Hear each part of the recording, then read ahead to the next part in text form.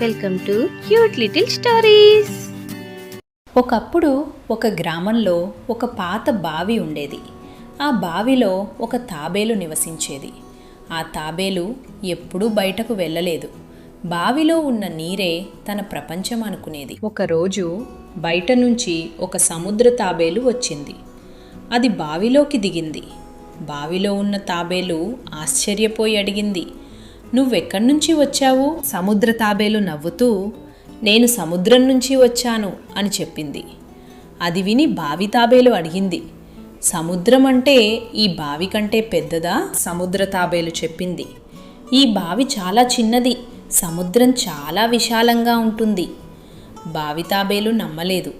"దీనికంటే పెద్దది ఏదీ ఉండదు" అని గట్టిగా చెప్పింది. అప్పుడు సముద్ర తాబేలు దాన్ని బావి బయటకు తీసుకెళ్ళింది. బావి బయట ప్రపంచాన్ని చూసిన తాబేలు ఆశ్చర్యపోయింది. చెట్లు, నదులు, పక్షులు చూసి ఆనందంతో సముద్ర తాబేలుతో, "అయ్యో, నేను ఎంత తప్పుగా అనుకున్నాను" అని చెప్పింది.